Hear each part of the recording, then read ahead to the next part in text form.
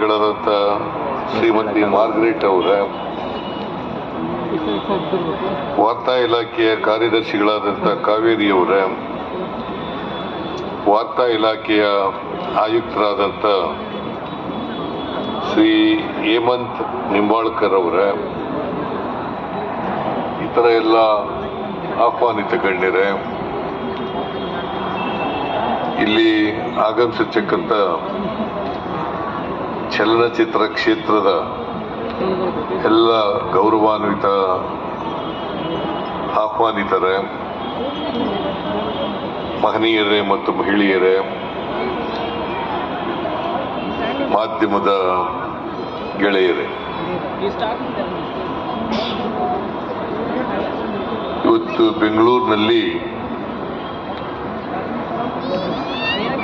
16ನೇ ಚಲನಚಿತ್ರೋತ್ಸವವನ್ನು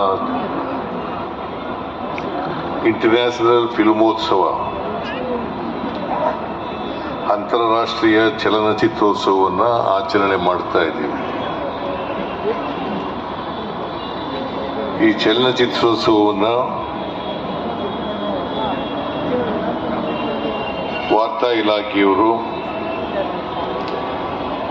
ಚಲನಚಿತ್ರ ಅಕಾಡೆಮಿಯವರು ಮತ್ತು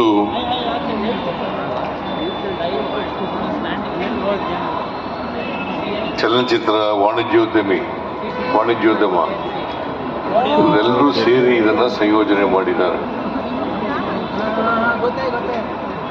ಅವರೆಲ್ಲರಿಗೂ ಕೂಡ ಈ ಸಂದರ್ಭದಲ್ಲಿ ಧನ್ಯವಾದಗಳನ್ನು ಹೇಳಲಿಕ್ಕೆ ಬಯಸ್ತಾ ಇದ್ದೇನೆ.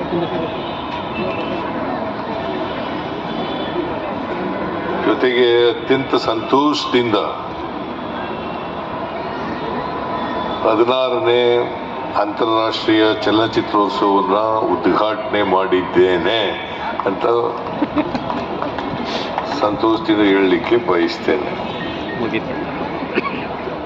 ಬಹಳ ಜನರು ಈಗಾಗಲೇ ಮಾತನಾಡಿದ್ದಾರೆ.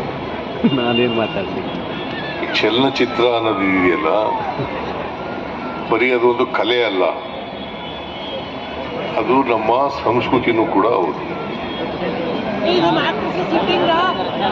ನಮ್ಮ ಬದುಕಿನ ಸಂಸ್ಕೃತಿಯನ್ನ, ನಮ್ಮ ನಾಡಿನ ಸಂಸ್ಕೃತಿಯನ್ನ, ನಮ್ಮ ದೇಶದ ಸಂಸ್ಕೃತಿಯನ್ನ ಮತ್ತು ವಿದೇಶಗಳಲ್ಲಿನ ಸಂಸ್ಕೃತಿಯನ್ನ ಜನರಿಗೆ ಪರಿಚಯ ಮಾಡಲಿಕ್ಕೋಸ್ಕರನೇ ಈ ಚಲನಚಿತ್ರೋತ್ಸವವನ್ನು ಮಾಡ್ತಕ್ಕಂಥದ್ದು. ಸೊ ಹಾಗಾಗಿ ಸಿನಿಮಾದ ಮೂಲಕ ಇದು ಒಂದು ಪ್ರಭಾವಿ ಮಾಧ್ಯಮ. ಈ ಮಾಧ್ಯಮದ ಮೂಲಕ ನಾವು ಚಲನಚಿತ್ರವನ್ನು ಏನಂತೀವಿ ಅಂತಂದ್ರೆ ಸಮಾಜದ ಬದುಕಿನ ಪ್ರತಿಬಿಂಬ ಅಂತ ಕರಿತೀವಿ. ಅಷ್ಟಕ್ಕೆ ಸೀಮಿತ ಅಲ್ಲ ಇದು. ನಮ್ಮ ಸಮಸ್ಯೆಗಳೇನಿದ್ದಾವೆ, ಸಮಾಜ ಎದುರಿಸ್ತಾ ಇರ್ತಕ್ಕಂಥ ಸಮಸ್ಯೆ, ಜನರು ಎದುರಿಸ್ತಾ ಇರ್ತಕ್ಕಂಥ ಸಮಸ್ಯೆ, ಈ ಸಮಸ್ಯೆಗಳ ಆಳ ಮತ್ತು ಮೂಲವನ್ನ ಜನರಿಗೆ ತಿಳಿಸ್ತಕ್ಕಂಥ ಕೆಲಸವನ್ನು ಮಾಡೋದು. ಇವತ್ತು ಮನುಷ್ಯರಲ್ಲಿ ಅಸಂತೋಷ, ಅಸಮಾಧಾನ ಇದೆ ಅಂತಕ್ಕಂಥದ್ದನ್ನು ನಾವು ನೋಡಲಿಕ್ಕೆ ಸಾಧ್ಯ. ಕಾರಣ ಯಾಕಪ್ಪ ಅಂತಂದ್ರೆ ನಮ್ಮಲ್ಲಿ ಅಸಹನೆ ಜಾಸ್ತಿ ಬೆಳೀಲಿಕ್ಕೆ ಪ್ರಾರಂಭ ಆಗಿದೆ, ವೈಷಮ್ಯ ಜಾಸ್ತಿ ಆಗಿದೆ, ಪ್ರೀತಿ ಕಡಿಮೆ ಆಗ್ತಾ ಇದೆ, ಅಭಿಮಾನ ಕಡಿಮೆ ಆಗ್ತಾ ಇದೆ. ಈ ಕಾರಣದಿಂದ ಸಮಾಜದಲ್ಲಿ ಒಂದು ರೀತಿಯ ಅಸಂತೋಷವನ್ನ ನಾವು ನೋಡಲಿಕ್ಕೆ ಸಾಧ್ಯ. ಈ ಅಸಂತೋಷ ಯಾಕೆ ಬಂದಿದೆ? ನಮ್ಮ ದೇಶದಲ್ಲಿ ಸಂಪತ್ತು ಎಲ್ಲ ಜನರ ಕೈಗೆ ಸಮಾನವಾಗಿ ಹಂಚಿಕೆ ಆಗಿಲ್ಲ. ಇವತ್ತು ಏನಾಗಿದೆ ದೇಶದಲ್ಲಿ, ಒಂದು ಲೆಕ್ಕಾಚಾರದ ಪ್ರಕಾರ, ನಮಗಿರೋ ಇನ್ಫಾರ್ಮೇಶನ್ ಪ್ರಕಾರ 1% ಜನರಲ್ಲಿ 50% ಸಂಪತ್ತು ಕೇಂದ್ರೀಕೃತ ಆಗಿದೆ. ಇಂತಹ ಪರಿಸ್ಥಿತಿ ಇರುವಾಗ ಸಮಾಜದಲ್ಲಿ ಅಸಂತೋಷ, ಅಸಮಾಧಾನ ಅಸಹನೆ, ದ್ವೇಷ, ಅಸೂಯೆ, ಹಿಂಸೆ ಇಂಥ ವಿಚಾರಗಳು ಸ್ವಾಭಾವಿಕವಾಗಿ ತಲೆ ಎತ್ತಲಿಕ್ಕೆ ಸಾಧ್ಯ. ಇವನ್ನೆಲ್ಲ ಕಡಿಮೆ ಮಾಡಬೇಕಲ್ಲ. ಅದಕ್ಕೋಸ್ಕರ ನಾವು ಈ ಥೀಮ್ ಇಟ್ಟಿರ್ತಕ್ಕಂಥದ್ದು ಸರ್ವ ಜನಾಂಗದ ಶಾಂತಿಯ ತೋಟ. ಅಂತ ವಾತಾವರಣವನ್ನು ಸಮಾಜದಲ್ಲಿ ನಿರ್ಮಾಣ ಮಾಡಬೇಕಾಗಿರ್ತಕ್ಕಂಥದ್ದು ನಮ್ಮ ಸಿನಿಮಾ ಮಾಧ್ಯಮ ಅಂತಕ್ಕಂಥದ್ದನ್ನ ಮರೀಲಿಕ್ಕೆ ಸಾಧ್ಯ. ಈಗ ನಾವು ಇವತ್ತಿಗೂ ಯಾಕೆ ರಾಜ್ಕುಮಾರ್ ಅವರ ಚಿತ್ರಗಳನ್ನು ಮೆಚ್ಚುತ್ತೇವೆ ಅಂತಂದ್ರೆ, ಆ ರಾಜ್ಕುಮಾರ್ಗಳ ಚಿತ್ರದ ಮೂಲಕ ಒಂದು ಸಮಾಜಕ್ಕೆ ಸೂಚನೆ ಹೋಗ್ತಿತ್ತು, ಈಗ ಇರ್ಬೇಕಪ್ಪ ಸಮಾಜ ಅಂತಂದ್ರೆ ಈ ತರ ಇರ್ಬೇಕು.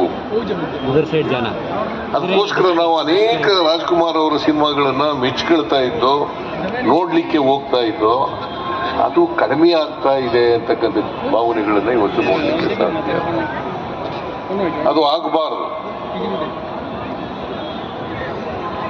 ನಾವು ಯಾವುದೇ ಮಾಧ್ಯಮಗಳನ್ನು ನೋಡಿದಾಗ ಆ ಮಾಧ್ಯಮ ಸಮಾಜವನ್ನು ಬದಲಾವಣೆ ಮಾಡ್ತಕ್ಕಂಥ ಪ್ರಯತ್ನವನ್ನು ಮಾಡಬೇಕು. ಅದನ್ನೇ ನಮ್ಮ ಸಂವಿಧಾನ ಕೂಡ ಹೇಳುತ್ತೆ. ಸಂವಿಧಾನ ಏನ್ ಹೇಳ್ತದೆ? ಜಾತಿ ರಹಿತವಾದ ಸಮಾಜವನ್ನು ನಿರ್ಮಾಣ ಮಾಡಬೇಕು, ಸಾಮಾಜಿಕ ನ್ಯಾಯ ಎಲ್ರಿಗೂ ಇರಬೇಕು, ಸಮಾನ ಅವಕಾಶಗಳು ಇರಬೇಕು, ಅಸಮಾನತೆ ಹೋಗ್ಬೇಕು. ಇವತ್ತು ಇಷ್ಟು ವರ್ಷ ಸಂವಿಧಾನ ಬಂದು ಜಾರಿಯಾದರೂ ಕೂಡ ನಮ್ಮ ಸಮಾಜದಲ್ಲಿ ಅಸಮಾನತೆ ಇನ್ನೂ ತೊಲಗಿಸಿಲ್ಲ. ಬಾಬಾ ಸಾಹೇಬ್ ಅಂಬೇಡ್ಕರ್ ಅವರು ಅದನ್ನೇ ಹೇಳಿದ್ರು. ನಮ್ಮ ಸ್ವಾತಂತ್ರ್ಯದ ಫಲ ಯಶಸ್ವಿ ಆಗ್ಬೇಕಾದ್ರೆ, ಸ್ವಾತಂತ್ರ್ಯ ಸಿಕ್ಕದಕ್ಕೆ ಅದು ಯಶಸ್ವಿ ಆಗ್ಬೇಕಾದ್ರೆ ಸಮಾಜದಲ್ಲಿ ಅಸಮಾನತೆ ಹೋಗ್ಬೇಕು, ಪ್ರತಿಯೊಬ್ಬರಿಗೂ ಕೂಡ ಸಮಾನ ಅವಕಾಶಗಳಿರಬೇಕು, ಪ್ರತಿಯೊಬ್ಬರು ಕೂಡ ಆರ್ಥಿಕವಾಗಿ ಸಾಮಾಜಿಕವಾಗಿ ಸಬಲರಾದಾಗ ಮಾತ್ರ ಆಗ್ಬೇಕು. ಇದನ್ನ ತೋರಿಸ್ಬೇಕಲ್ಲ, ನಾವು ಜನರಿಗೆ ತೋರಿಸ್ಬೇಕಲ್ಲ. ಇದು ಆ ಕೆಲವು ಚಿತ್ರಗಳಲ್ಲಿ ತೋರಿಸ್ತಾ ಇದ್ದಾರೆ. ಆದರೆ ಕೆಲವು ಚಿತ್ರಗಳು ಮತ್ತೆ ಯಾವುದೇ ಕಾರಣಕ್ಕೆ ಮೌಢ್ಯಗಳನ್ನ ಬಿತ್ತಕ್ಕಂಥ ಚಿತ್ರಗಳನ್ನ ಮಾಡಲಿಕ್ಕೆ ಹೋಗ್ಬಾರ್ದು. ಯಾವುದೇ ದೇಶ ಇರಲಿ, ಭಾರತ ದೇಶ ಇರಲಿ, ಕರ್ನಾಟಕ ಇರಲಿ, ಯಾವುದೇ ರಾಜ್ಯ ಇರಲಿ, ಮೌಢ್ಯಗಳು ಮಾತ್ರ ತೋರಿಸ್ತಕ್ಕಂಥ ಕೆಲಸ ಮಾಡಬಾರ್ದು. ಯಾಕಂದ್ರೆ ನಮ್ಮ ಕಿಶೋರ್ ಕುಮಾರ್ ಅವರು ಹೇಳಿದ್ರು, ಬಸವಣ್ಣನವ್ರ ವಿಚಾರಗಳನ್ನ ಹೇಳಿದ್ರು. ಬಸವಣ್ಣನವರು ಕರ್ಮ ಸಿದ್ಧಾಂತವನ್ನ ತಿರಸ್ಕಾರ ಮಾಡಿದ್ರು. ನಮ್ಮಲ್ಲಿ ಬಹಳ ವಿದ್ಯಾವಂತರು ಕೂಡ ಕರ್ಮ ಸಿದ್ಧಾಂತನ ನಂಬ್ತಾರೆ. ಕರ್ಮ ಸಿದ್ಧಾಂತವನ್ನು ಸಂಪೂರ್ಣವಾಗಿ ತೊಡೆದಾಕ್ತಕ್ಕಂಥ ಕೆಲಸ ಆಗ್ಬೇಕಲ್ಲ. ಸೊ ಆ ಥರದ್ದು ಜನರಿಗೆ ತಿಳಿಸ್ತಕ್ಕಂಥ ಕೆಲಸವನ್ನ ಮಾಡಬೇಕು. ಇವತ್ತು ತಂತ್ರಜ್ಞಾನ ಬಹಳಷ್ಟು ಬೆಳೆದಿದೆ. ಬಹಳ ದೇಶದ ಜನರು ಇಲ್ಲಿ ಬಂದು, ಭಾರತದಲ್ಲಿ ಬಂದು ಚಲನಚಿತ್ರಗಳನ್ನ ನಿರ್ಮಾಣ ಮಾಡ್ತಕ್ಕಂಥ ಕೆಲಸ ನಡೀತಾ ಇದೆ. ಡಿಜಿಟಲೀಕರಣ ನಡೀತಾ ಇದೆ. ಆಮೇಲೆ ಆರ್ಟಿಫಿಷಿಯಲ್ ಇಂಟೆಲಿಜೆನ್ಸ್ ಇದು ಪ್ರಾರಂಭ ಆಗಿದೆ. ಇದನ್ನೆಲ್ಲ, ಈ ತಂತ್ರಜ್ಞಾನ ಎಲ್ಲ ಬಳಸ್ಕೋಬೇಕಲ್ವಾ? ಏನಾಗುತ್ತೆ, ನನಗೆ ದೂರ್ತಾರೆ, ಗೋವಿಂದು ಇಲ್ಲೇ ಇರ್ಬೇಕಲ್ಲ ಅಂತ ಕಾಣಿಸುತ್ತೆ. ಕನ್ನಡ ಸಿನಿಮಾಗಳೆಲ್ಲ ನೋಡೋದು ಕಡಿಮೆ ಆಗ್ಬಿಟ್ಟದೆ ಅಂತ. ಯಾಕಂತಂದ್ರೆ ಇವತ್ತು ಸಮಾಜವನ್ನ ಪ್ರತಿಬಿಂಬಿಸ್ತಕ್ಕಂಥ, ಬದುಕನ್ನ ಪ್ರತಿಬಿಂಬಿಸ್ತಕ್ಕಂಥ, ಅದಕ್ಕೆ ಪರಿಹಾರವನ್ನು ಹುಡುಕ್ತಕ್ಕಂಥ ಕೆಲಸ. ಇದಾದಾಗ ಮಾತ್ರ ಚಲನಚಿತ್ರಗಳು ಬೆಳೀಲಿಕ್ಕೆ, ಭದ್ರವಾಗಿ ಕಾಲೂರ್ಲಿಕ್ಕೆ, ಅಭಿವೃದ್ಧಿ ಆಗಲಿಕ್ಕೆ, ಮುಂದಿನ ದಿನಗಳಲ್ಲಿ ಕೂಡ ಭವಿಷ್ಯವನ್ನು ಕಾಣಲಿಕ್ಕೆ ಸಾಧ್ಯ. ಆ ಕೆಲಸವನ್ನು ಮಾಡಬೇಕು ಅಂತೇಳಿ ಬಹಳ ಜನ ಇಲ್ಲಿ ಸಿನಿಮಾ ನಿರ್ದೇಶಕರು, ನಿರ್ಮಾಪಕರು, ನಟರು, ಚಿತ್ರ ಡಿಸ್ಟ್ರಿಬ್ಯೂಟರ್ಸು ಅವರೆಲ್ಲ ಇದ್ದೀರಿ. ನೀವು ಯೋಚನೆ ಮಾಡಿ,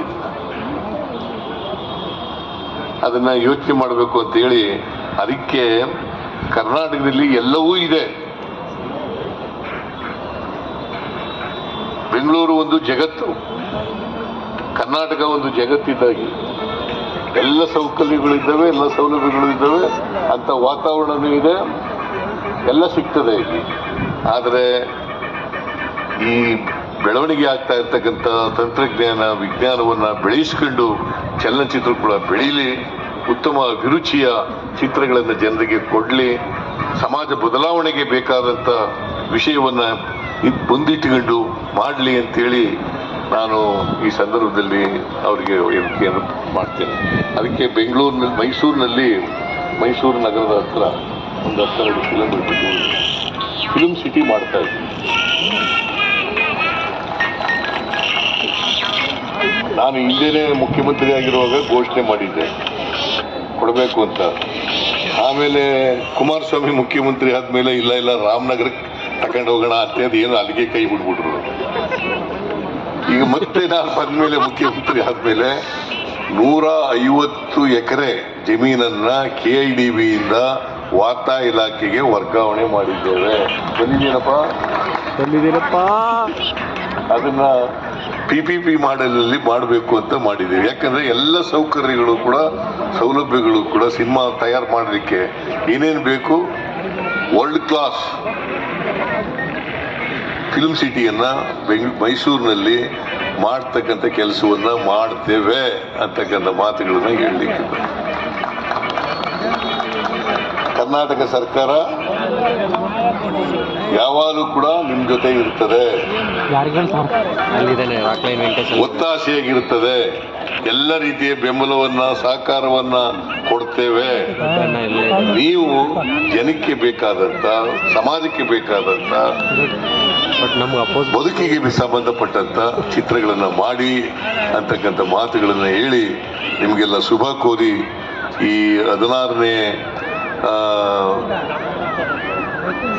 ಚಲನಚಿತ್ರೋತ್ಸವವನ್ನ ಅತ್ಯಂತ ಸಂತೋಷದಿಂದ ಉದ್ಘಾಟನೆ ಮಾಡಿದ್ದೇನೆ ಅಂತೇಳಿ ಮತ್ತೊಮ್ಮೆ ಹೇಳಿ ನಾನು ಮಾತುಗಳನ್ನು ಮುಗಿಸ್ತೇನೆ. ನಿಮ್ಮೆಲ್ಲರಿಗೂ ನಮಸ್ಕಾರ.